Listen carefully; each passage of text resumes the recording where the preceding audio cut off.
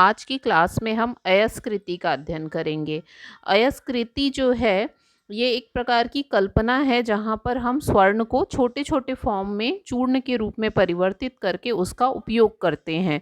पुराने समय में जब भस्म का उपयोग नहीं होता था या बोल सकते हैं कि भस्म के प्रयोग की या धातुओं के प्रयोग की ये पहली विधि है जिसका वर्णन हमारी संहिताओं में मिलता है।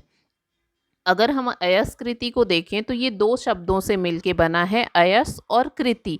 तो यहाँ अयस का मतलब होता है आयरन या फिर आपका जो लोहा होता है Fe, वो होता है अयस, और कृति का मतलब होता है काटना। तो जब हम अयस्कृति की बात करते हैं तो ये वो प्रोसीजर होता है जहाँ पर किसी भी मेटल को हम छोटे छोटे फॉर्म में काट करके छोटे छोटे स्मॉल पीसेस में कन्वर्ट करके उसको फर्दर प्रोसेसिंग के लिए बनाते हैं। जैसे कि जब हम पुराने समय में भस्म निर्माण की विधि अवेलेबल नहीं थी, तो उस समय के आचार्य ये जो लोहे के चूर्ण के रूप में जो अयस्कृति होता था, इसका यूज़ वो मेडिसिन की तरह करते थे। तो ये बोला जा सकता है कि पुराने समय में भस्म की जगह इसका यूज़ किया जाता था, और आज के समय में अगर कहा जाए तो अयस्कृति का सब्स्टिट्यूट या उसकी जगह भस्म ने ले ली है।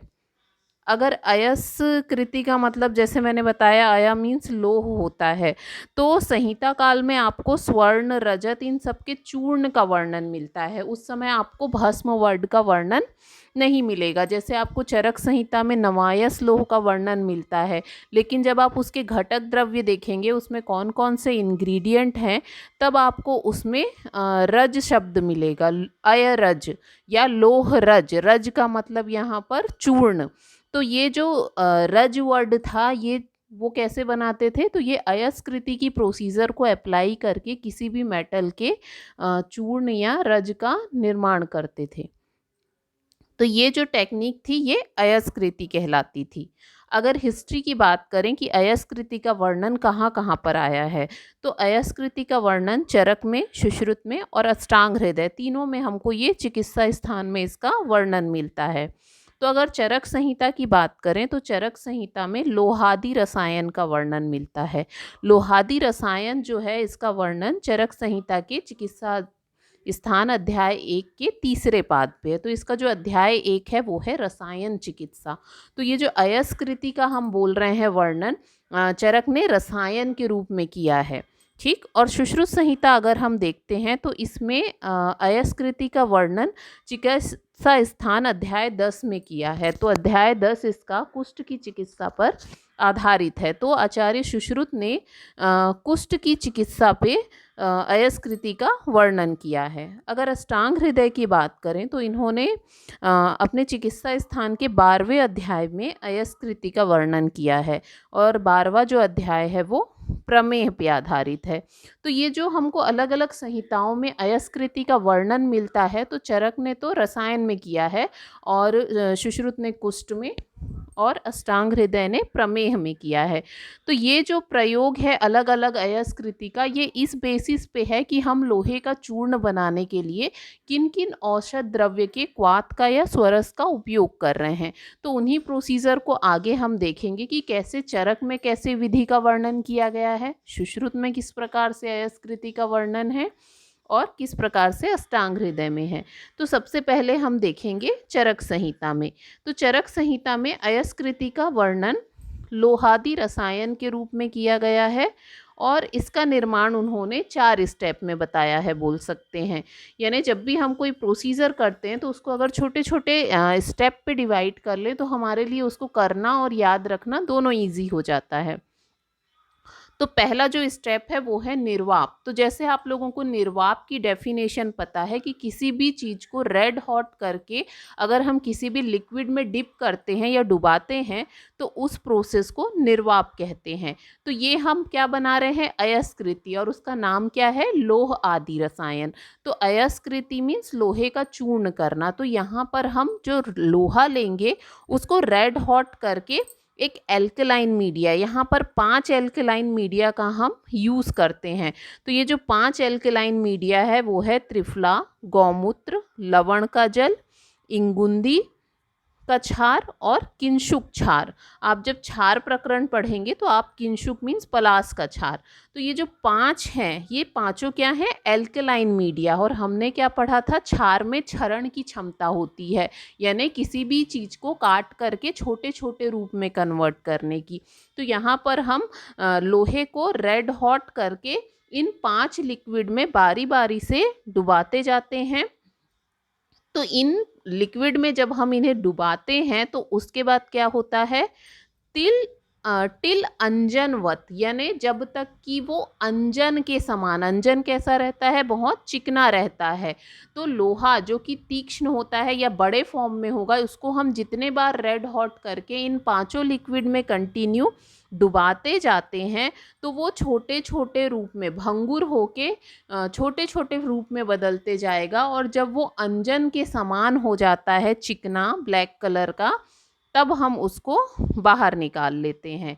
सेकेंड स्टेप में हम ये जो अंजनवत हमको लोह मिला है, काले रंग का जो लोहे का पाउडर मिलता है, उसको हम खरल में और चूर्ण बना लेते हैं। तीसरे स्टेज में हम ये जो लोहे का हमको चूर्ण मिला है उसमें शहद और आंवले का रस मिला करके उसको इतना मर्दन करते हैं बोल सकते हैं, या फिर इस प्रकार मिलाते हैं कि वो दिखने में लेह के समान कंसिस्टेंसी वाला हो जाए, यानी सेमी सॉलिड हो जाए। उसके बाद जब ये सेमी सॉलिड हो जाता है तो इसे हम एक अर्थन पॉट यानी मिट्टी के बर्तन में डाल करके, जो कि आप आगे जब संधान कल्पना पढ़ेंगे तो संधान मीन्स जब हम किसी भी द्रव्य को बहुत दिनों के लिए रखते हैं तो जिस पात्र का हम यूज़ करते हैं उसे संधान पात्र कहते हैं। तो हम ये जो लेह के समान हमारी कल्पना बनेगी उसको हम एक मिट्टी के बर्तन में डाल देंगे, और वो जो बर्तन होता है उसमें हम चारों तरफ घी लगाएंगे, ठीक है, ताकि उसके साथ उसका उतना रिएक्शन ना हो, ना ही वो उसके बाहर गिरे। और इसको हम 1 साल के लिए प्रिजर्व कर देते हैं। हर मंथ 1 साल के लिए प्रिजर्व तो करते हैं, लेकिन हर एक मंथ में हम उसमें मधु और आंवलकी रस को मेंटेन करके रखते हैं और उसको मिक्स करते रहते हैं, तक क्योंकि क्या बोलना चाहिए कि इसकी जो कंसिस्टेंसी है, जो लेह के समान इसकी रचना है, वो बनी रहे। तो इस प्रकार से चरक संहिता में जो लोह आदि रसायन का वर्णन है, जिसमें कि लोहे को चूर्ण रूप में परिवर्तित किया जाता है, उसको अगर 1 साल तक डुबा करके हम आंवलकी और मधु में डाल करके रखें तो उस केस में वो लेह के समान हो जाता है और उसका हम एज अ मेडिसिन यूज़ कर सकते हैं। अगर हम प्रोसीजर को शॉर्ट पे देखें तो सबसे पहले हम लोहा लेंगे, लोहे के छोटे छोटे 4 अंगुल के टुकड़े करेंगे, उसको हम निर्वाप करेंगे, यानी हम उसको रेड हॉट करके 5 जो हमारे एल्केलाइन मीडिया है, त्रिफला, गौमूत्र, लवण जल, इंगुंदी का क्षार, किंसुक क्षार, इसमें डुबाते हैं। डुबाने के बाद जब वो अंजन के समान कृष्ण वर्ण का चिकना चूर्ण बन जाता है तो उसको खरल में और फाइन पाउडर तक पीस लेते हैं। उसके बाद उसमें शहद और आंवलकी का स्वरस मिला करके लेह के समान रचना बनाते हैं और इस लेह को एक मिट्टी के बर्तन में डाल करके 1 साल तक रखते हैं। हर महीने 1 साल तक तो रखते हैं, लेकिन हर मंथ हमको उसको खोल करके उसमें शहद और आंवलकी स्वरस की मात्रा ऐसे मिक्स करनी चाहिए कि उसकी जो कंसिस्टेंसी है वो लेह के समान रहे। तो ये कहलाता है हमारा लोह आदि रसायन। इसकी जो मात्रा की बात करें तो इसकी मात्रा आधे से 2 रत्ती बताई गई है, लेकिन हमको इसको व्यक्ति के अग्नि बल के अनुसार प्रयोग करना चाहिए। इसको हमको सुबह देना चाहिए पेशेंट को और अनुपान के रूप में शहद और घी देना चाहिए। तो अगर इसका हम प्रॉपर यूज़ करते हैं तो इसका वर्णन क्योंकि रसायन चिकित्सा में किया गया है तो ये रसायन का काम करता है, किसी भी पर्सन को लॉन्गर लाइफ प्रोवाइड करता है। अब हम बात करते हैं शुश्रुत संहिता में। तो शुश्रुत संहिता में अयस्कृति वर्ड सबसे पहले आया है। अयस्कृति के वर्णन में हमने पहले चरक संहिता को देखा, लेकिन जो अयस्कृति शब्द जो इस कल्पना का नाम है उसका पहला वर्णन हमको शुश्रुत में मिलता है। अगर चरक की बात की जाए तो इन्होंने सिर्फ लोह आदि रसायन कहा है, जिसकी अगर हम सिमिलैरिटी देखें तो अयस्कृति के समान होने के कारण उसको हम इसके अंतर्गत पढ़ते हैं। लेकिन अयस्कृति जो शब्द है वो सबसे पहले सुश्रुत संहिता ने दिया था। अब सुश्रुत संहिता सबसे पहले अयस्कृति बताया।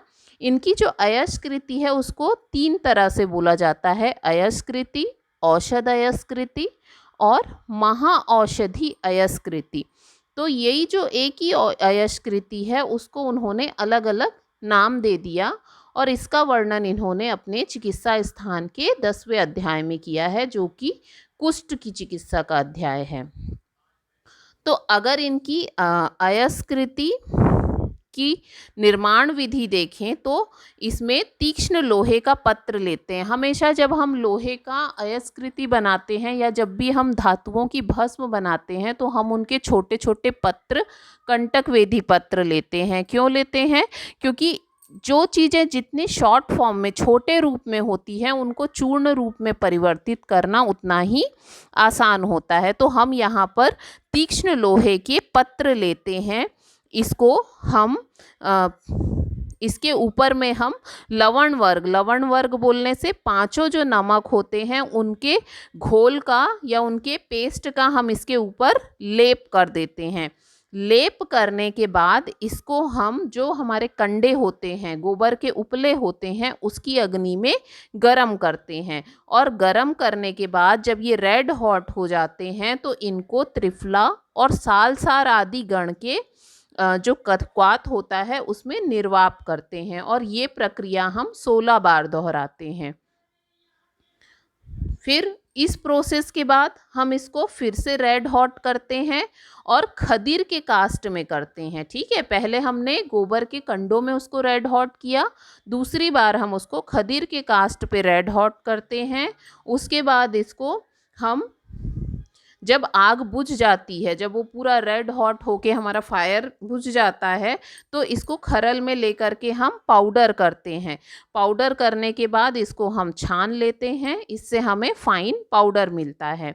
तो ये जो प्रोसीजर है ये सिर्फ अयस्कृति की प्रोसीजर है, जहाँ पर वो तीक्ष्ण लोहे के पत्र में लवण वर्ग का पेस्ट लगा करके उसको गोबर के कंडों में गरम करते हैं और जब वो रेड हॉट हो जाता है तो उसको त्रिफला और सालसार आदि गण के कसाय में 16 बार डुबाते हैं।